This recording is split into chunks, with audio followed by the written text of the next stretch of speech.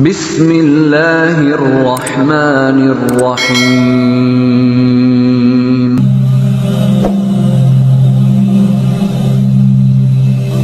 A'udzubillahi minasyaitonirrajim. Bismillahirrahmanirrahim. Assalamualaikum warahmatullahi wabarakatuh. Bersyukur kepada Allah dengan mengucapkan alhamdulillah. Bersolawat kepada Rasulullah sallallahu alaihi wasallam dengan mengucapkan Allahumma sholli ala sayyidina Muhammad wa ala ali sayyidina Muhammad. Sahabat channel Cahaya Al-Quds yang mulia dan dicintai Allah, pada pertemuan perjumpaan kita kali ini kita akan membahas mengenai kekuatan sholat tahajud jika rutin dikerjakan. Nah, saudara-saudariku yang mulia dan dicintai Allah, salah satu sholat sunnah yang sangat populer ialah sholat tahajud. Sholat ini hampir tidak pernah ditinggalkan Nabi Sallallahu Alaihi Wasallam. Bahkan beliau pernah mengatakan, sekiranya dia tidak khawatir sholat ini akan diwajibkan, maka dia menganjurkan semua umatnya mendirikan sholat tahajud di tengah malam. Di dalam Al-Quran surat Al-Isra ayat 79, Allah berfirman, dan pada sebagian malam lakukanlah sholat tahajud sebagai suatu ibadah tambahan bagimu. Mudah-mudahan Allah Tuhanmu mengangkatmu ke tempat yang terpuji. Saudara-saudariku, sekiranya orang memahami kedalaman makna ayat ini, niscaya semua umat Islam tidak akan meninggalkan sholat tahajud. Keutamaan sholat tahajud mencuat karena dilakukan ketika semua orang asyik dengan tidurnya, sementara ada segelintir hambanya tersungkur di atas sejadah di tengah kesunyian malam. Antara yang menyembah dan yang disembah terjalin interaksi begitu akrab. Terkadang terasa antara sang pencinta yang dicintai larut dalam kebahagiaan cinta. Sesekali air mata haru kerinduan membasahi sajadah. Sesekali air mata haru kerinduan membasahi sajadah. Sekonyong-konyong kadang terdengar bisikan, wahai pemilik jiwa yang tenang, kembalilah ke pangkuan Tuhanmu dengan ridho dan diridhoinya.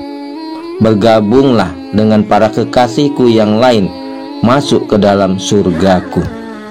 Quran surat Al-Fajr. Ayat ini paling dirindukan oleh para pencinta Tuhan dan para pengamal pengamal sholat tahajud. Ayat ini paling dirindukan oleh para pencinta Tuhan dan para pengamal sholat tahajud. Biasanya dibayangkan dan sekaligus bisa dirasakan.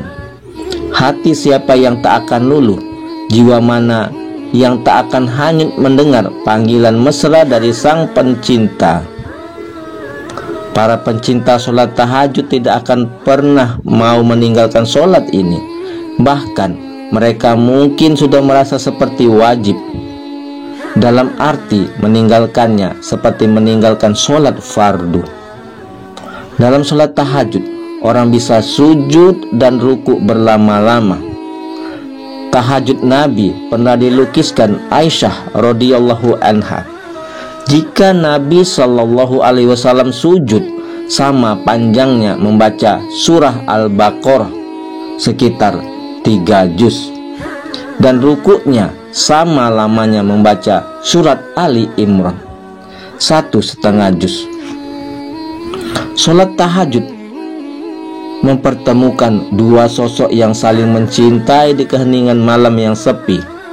Wajar jika sholat tahajud melahirkan power yang luar biasa. Waktu yang terbaik untuk bermunajat kepada Allah adalah dikala malam telah larut, ketika manusia dan makhluk lainnya terlelap dalam tidurnya. Kehidupan mulai lengang. Di saat itu, bangunlah dan hadirkan hatimu dalam mengingat Allah. Resapilah kelemahanmu dan hadirkan kebesarannya. Nikmatilah kedamaian dan ketenangan ketika engkau mengingat Allah. Engkau jadi gembira karena nikmat dan rahmat-Nya, tapi pun menangis karena takut akan pengawasannya. Engkau curahkan segala hajat dan beristighfar keharibaannya. Maka jadilah apa yang dikehendaki. Curahkanlah segala permohonanmu, baik duniawi maupun ukhrawi, hanya kepadanya. Telah banyak ayat dan hadis yang menerangkan keutamaan waktu malam dan mengisinya dengan ibadah. Para hamba Allah yang saleh pun selalu menganjurkan agar kita memanfaatkan waktu itu untuk berpacu dalam amal soleh.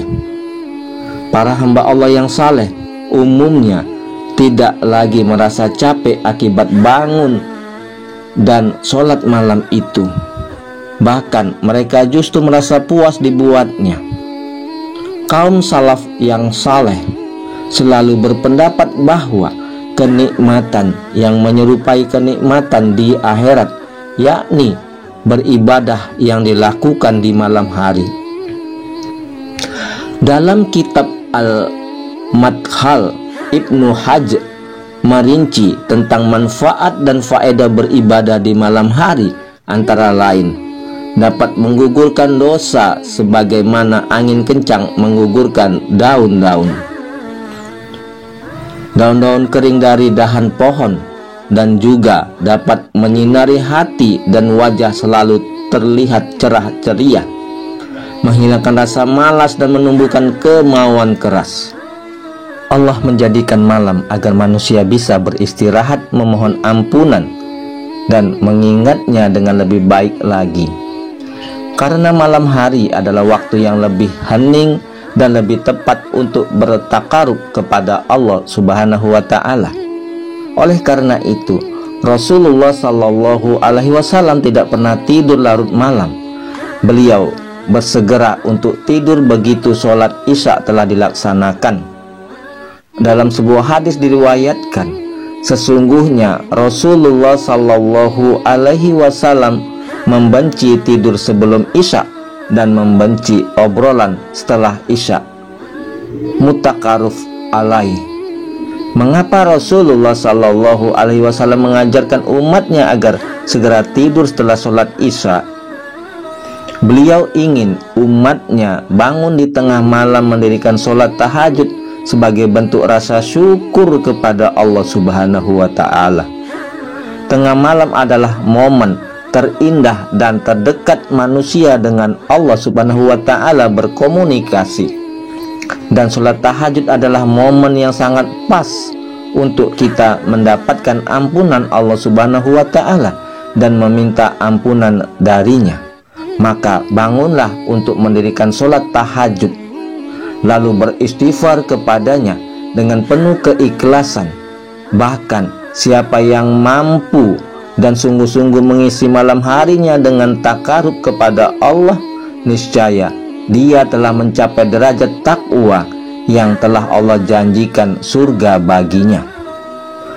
Allah memberi janji dan keutamaan bagi orang-orang yang bangun malam untuk bersujud dan menangis di hadapannya. Sesungguhnya orang-orang yang bertakwa ada di dalam surga dan dekat dengan air yang mengalir, sambil mengambil apa yang diberi oleh Tuhan mereka. Sesungguhnya mereka sebelum ini di dunia adalah orang-orang yang berbuat baik. Mereka sedikit sekali tidur di waktu malam, dan di akhir-akhir malam mereka memohon ampunan kepada Allah. Surah Az-Zariyat ayat 15-18. Saudara-saudariku, sungguh sangat luar biasa manfaat malam bagi seseorang muslim. Waktu yang akan melebur dosa dan mengundang berkah Allah di pagi hari.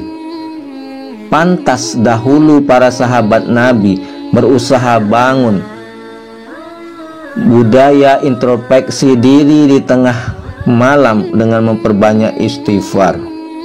Dalam salah satu atsar, Sayyidina Ali radhiyallahu anhu menyatakan, "Aku heran dengan orang yang binasa padahal bersamanya ada penyelamat." Ali pun ditanya, "Apakah penyelamat itu?" Lalu Ali menjawab, "Beristighfar." Ketahuilah, lanjut Ali, Allah tidak memberikan ilham kepada seseorang hamba untuk beristighfar jika memang dia menyiksanya. Mulai sekarang, mari kita hidupkan malam-malam kita dengan aktivitas yang telah dicontohkan Nabi Sallallahu Alaihi Wasallam. Wallahu alam. Mudah-mudahan hal ini bermanfaat. Yang benar datangnya dari Allah, yang salah adalah kesilafan dari diri saya pribadi. Kepada Allah saya mohon ampun. Subhanakallahumma wa bihamdika asyhadu an la ilaha illa anta astaghfiruka wa atubu ilaik. Assalamualaikum warahmatullahi wabarakatuh.